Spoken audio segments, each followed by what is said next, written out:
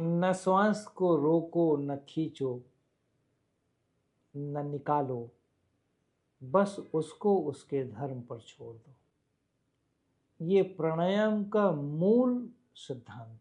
यदि प्राणायाम के इस सिद्धांत को नहीं समझे तो न ध्यान घटित होगा, ध्यान में जा पाओगे, न समाधि में जा पाओगे, कहीं नहीं जा सकते। यहाँ तक कि यदि प्राणायाम में खींचना, रोकना और जबरदस्ती करना शुरू किया तो विश्वास मानो आप अधोगति की ओर चले जाओगे और रोगी हो जाओगे। प्राणायाम में कितने लोग मेरे पास आते हैं, मेरे पास साधक ज़्यादा आते हैं, डॉक्टर्स ज़्यादा हैं, इंटेलेक्चुअल्स ज़्यादा हैं, सामान्य लोग कम हैं। क्योंकि सामान्य लोगों को बहुत जल्दी रिजल्ट पाना है बिना समझे। उनको हर चीज़ जल्दी जल्दी करके स्वस्थ होना है, जबकि जल्दी करके कोई स्वस्थ नहीं हुआ। जबकि सांस को खींचने से, सांस को न तो खींचने से कोई स्वस्थ हुआ और न ही रोकने से स्वस्थ हुआ, केवल उसको अपने स्वधर्म में चलने से स्वस्थ हुआ। यदि इसी सांस को देखो तो जब मैं ये कहता हूं कि इसे स्वधर्म पर छोड़ दो, इसके अपने धर्म अपने स्वभाव पर छोड़ दो, का मूल अर्थ यही है कि इसे जैसे चलना है वैसे चलो, अपने आप को सेपरेट करो। हम हर जगह पे खुरपेच कर रहे होते हैं, जहां जाते हैं वहां कोई न कोई खींचतान शुरू करते हैं। जैसे नहीं, पहले गांव में कहावत होती थी कि ये आदमी किसी के यहाँ बैठ गया तो उस घर में युद्ध होना निश्चित है। हमारे यहाँ एक भगवान, एक ऋषि भी होते थे कि वो कहीं भी गए तो इधर की उधर, उधर की इधर खुरपेंच लगाना। यद्यपि उसका पर्पस दूसरा था, पर नॉर्मली कहा जाता है। पर ऐसे ही वो नहीं है।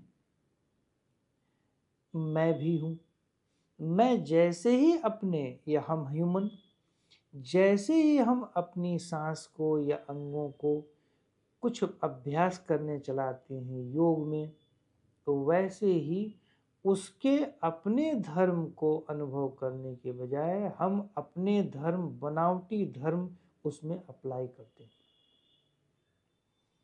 वेद उपनिषद जितने भी हैं अपने, हमें ऑब्जर्वेशन सिखाते हैं। वेद तो सिखा रहा है कि प्रकृति को कैसे ऑब्जर्व करो, प्रकृति को कैसे देखो, प्रकृति में प्रकृति को, या प्रकृति की प्रकृति को कैसे देखो। प्रकृति की प्रकृति क्या है? वैसे ही जैसे ये प्राणायाम में गुरु कहता है कि सांस की प्रकृति को देखो, सांस के धर्म को देखो कि सांस का धर्म है क्या। जिस दिन ये अनुभव आते हैं आप साधक बन जाते हैं। साधक का मतलब है कि आप अपने अंदर उन चीजों पर अनुभव कर लिए हैं जिनको अभी तक आप बहुत खींचे खांचे थे। अब आप कंप्लीटली अपने आप को तटस्थ कर गए हैं। ये बहुत बड़ी साधना होती है। खींचना साधना नहीं, तोड़ना साधना नहीं, अपने आप को तटस्थ करना साधना है। तटस्थ का मतलब होता है तट के बगल में स्थित होना। नदी के किनारे, पहले गुरु या समाज जो भी बसता था वो नदी के किनारे बसता था क्योंकि पानी होता था। तो नदी के किनारे बैठ करके नदी को ऑब्जर्व करने का मतलब है तटस्थ होना। एक्चुअली तटस्थ होना शब्द वहां से आया, किंतु तटस्थ का मूल अर्थ है कि जो कुछ भी इस देह में, मन में घटित हो रहा है उसको बस देखो दूर से। दूर से का मतलब ये नहीं कि ये वस्तु है,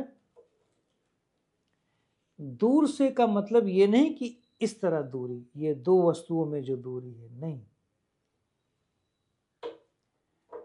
दूर से का मतलब है कि आप ऑब्जर्व करो, अनुभव करो कि वास्तव में, एनालिसिस करो कि वास्तव में ये चल कैसे रहा है। जैसे ये अनुभव करना शुरू करोगे, ऑब्जर्व करना शुरू करोगे, वैसे काम हो जाएगा। जैसे